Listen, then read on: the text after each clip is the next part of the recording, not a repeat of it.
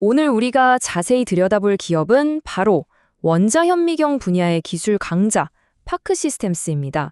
2025년 실적을 바탕으로 이 기업의 재무 상태를 한번 속 시원하게 건강검진 해보겠습니다.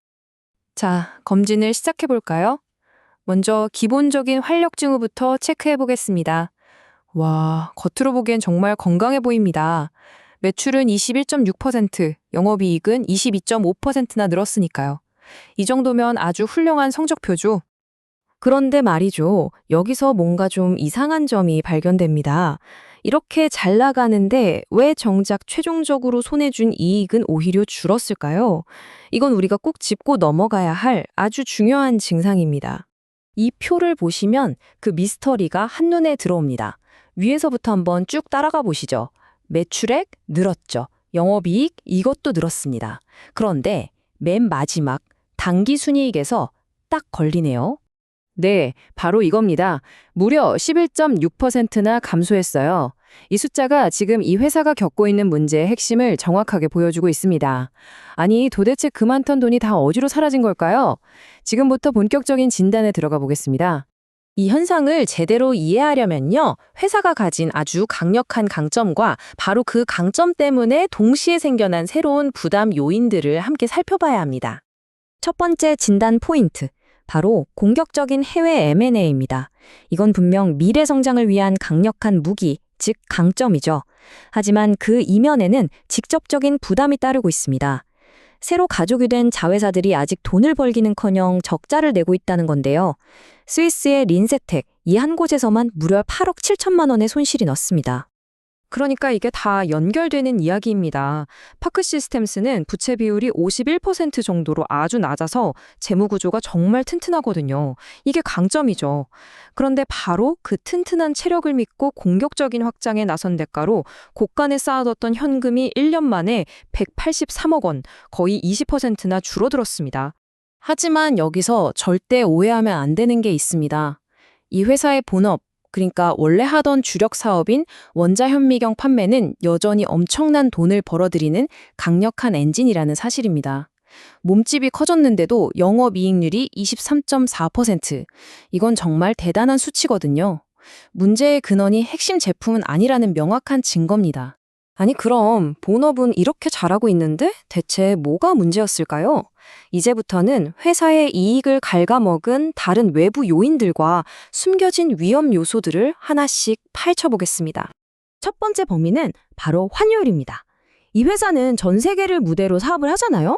그러다 보니 달러나 유로 가치가 출렁이면 벌어들인 돈의 가치도 같이 널뛰기를 할 수밖에 없는 거죠. 그리고 그 변동폭이 정말 상상 이상이었습니다. 자, 이게 얼마나 극적인지 한번 보세요. 작년에는 환율 덕분에 가만히 앉아서 63억 원이 넘는 보너스를 받았는데 올해는 반대로 11억 원 넘게 손해를 봤습니다. 와, 플러스 63억에서 마이너스 11억이라니 그냥 1년 만에 75억 원이 허공으로 사라져버린 거나 마찬가지입니다. 두 번째 문제는 조금 어려운 회계 용어인데요. 바로 종속기업 손상차손입니다.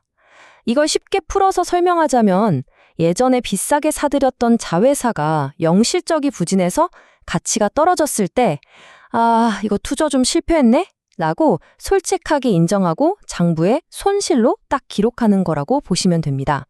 그래서 파크 시스템스는 올해 미국과 영국 법인 같은 일부 기존 해외 자회사들의 실적이 나빠지면서 무려 7억 1천만 원을 손실로 처리해야만 했습니다. 이건 역시 당연히 최종 이익을 깎아먹는 직접적인 원인이 됐죠.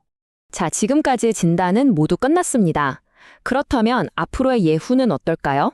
지금까지의 진단 결과를 종합해보면 파켓 시스템스 앞에는 아주 다른 두 가지의 미래가 펼쳐져 있습니다. 가장 긍정적인 시나리오는 이런 겁니다. 성장 전략이 성공적으로 착륙하는 거죠. 새로 사들인 회사들이 빨리 흑자로 돌아서고 환율 같은 골치 아픈 외부 요인도 좀 잠잠해지고 그 사이에 핵심 사업이 계속해서 현금을 벌어다 주면서 곳간을 다시 채우는 겁니다. 이 그림대로만 된다면 수익성이 폭발적으로 좋아질 수 있겠죠. 하지만 물론 반대의 시나리오도 항상 염두에 둬야 합니다. 인수한 회사들이 계속 돈만 까먹으면서 본사의 지원을 필요로 하고 현금은 점점 더 빠르게 소진되고 이렇게 되면 이런 문제들이 장기적으로 회사 전체의 가치를 갉아먹기 시작하는 좀 아픈 미래가 될 수도 있습니다. 그렇다면 이걸 지켜보는 우리는 무엇을 유심히 봐야 할까요? 바로 이 네 가지 지표입니다. 이 네 가지가 바로 앞으로 파크 시스템스가 긍정적인 미래로 가고 있는지 아니면 경고 신호가 켜지고 있는지를 알려주는 가장 중요한 조기 경보 신호등이 될 겁니다. 분석 보고서에 나온 이 한 문장이 지금의 상황을 완벽하게 요약해 주는 것 같습니다. 심장은 정말 튼튼한데 너무 과감한 성장 치료를 하다 보니 그 부작용을 앓고 있는 상태. 딱 그런 느낌이죠. 자, 진단은 끝났고 처방전도 어느 정도 나온 셈입니다. 회사는 미래를 위해 큰 승부수를 던졌고 이제 그 결과를 책임지고 관리해야만 합니다. 과연 이 치료는 성공적으로 끝날 수 있을까요?